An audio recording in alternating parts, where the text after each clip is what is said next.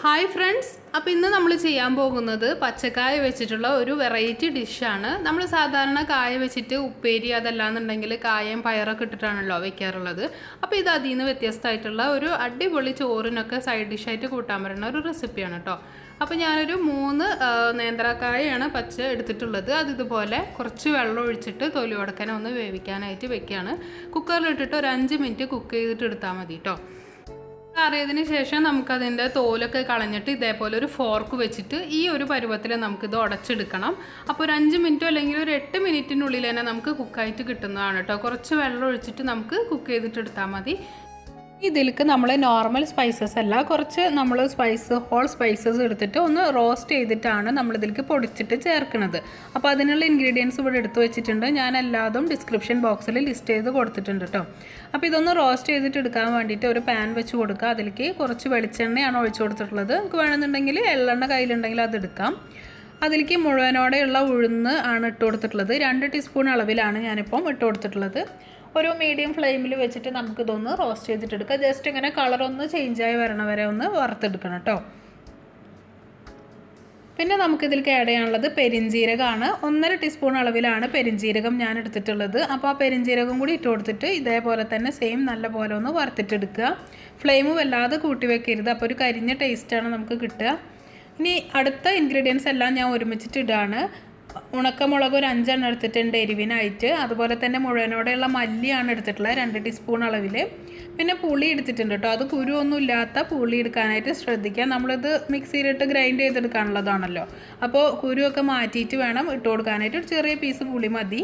പിന്നെ തേങ്ങ ഇട്ട് കൊടുത്തിട്ടുണ്ട്. ഒരു 4 ടേബിൾ സ്പൂൺ തേങ്ങ ഞാൻ ഇട്ട് കൊടുത്തിട്ടുണ്ട്.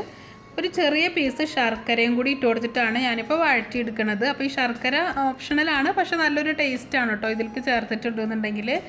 അപ്പോൾ ഇത്രയും ഐറ്റംസ് ഞാൻ ഇട്ടിട്ട് നല്ല പോലെ ഒന്ന് റോസ്റ്റ് ചെയ്തിട്ടെടുക്കുക. ജസ്റ്റ് ഇങ്ങനെ കളറ് മാറി വരണ വരെ തന്നെ ഫ്ലെയിം ഒന്ന് കുറച്ച് വെച്ചിട്ട് നമ്മൾ റോസ്റ്റ് ചെയ്തിട്ടെടുക്കുക. പിന്നെ കശ്മീരി മുളക് പൊടിയാണ് ഞാനിപ്പോൾ ഇട്ട് കൊടുത്തിട്ടുള്ളത്. അതൊരു 1 ടീസ്പൂൺ അളവിലാണ് ഇട്ട് കൊടുത്തിട്ടുള്ളത്. അപ്പോൾ നിങ്ങളുടെ കയ്യിൽ പിരിയമുളക് മുഴുവനോടെ ആയിട്ടുണ്ടെന്നുണ്ടെങ്കിൽ ഈ ഉണക്കമുളക് ഇട്ട് കൊടുത്ത സമയത്ത് തന്നെ ഇട്ട് കൊടുത്തിട്ട് റോസ്റ്റ് ചെയ്തിട്ട് എടുത്താൽ മതി കേട്ടോ.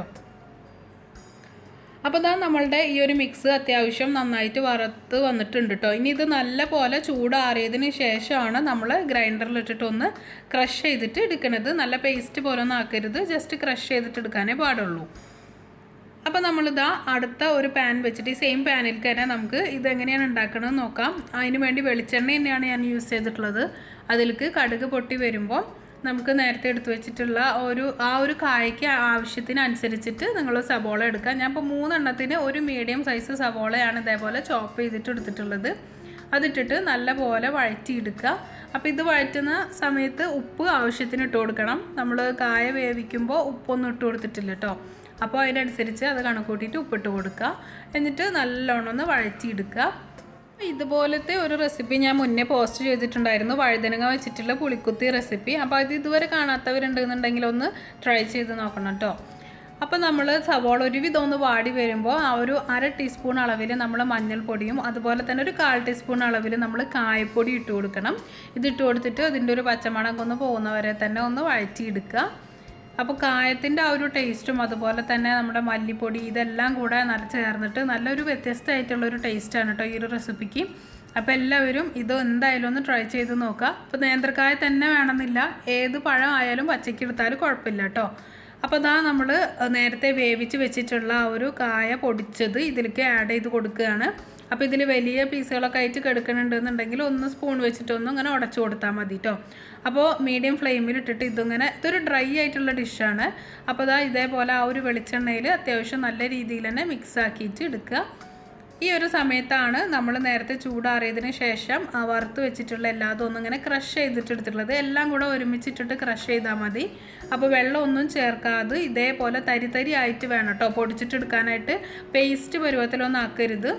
ഈ ഒരു പരുവത്തിൽ വേണം നമ്മൾ പൊടിച്ചിട്ടെടുക്കാനായിട്ട്. ഇനി ഇത് മുഴുവനോടെ നമുക്ക് അതിൽ ഇട്ട് കൊടുക്കാനുള്ളതാണ്. അപ്പോൾ ഈ ഒരു അളവ് കറക്റ്റ് 3 പഴത്തിൽക്ക് അല്ലെങ്കിൽ 3 കായയിൽക്ക് കറക്റ്റ് അളവാണ് ഈ ഒരു പൗഡറുകൾ. അപ്പോൾ നമുക്കിത് മുഴുവനും ഇതിലേക്ക് ഇട്ട് കൊടുക്കാം.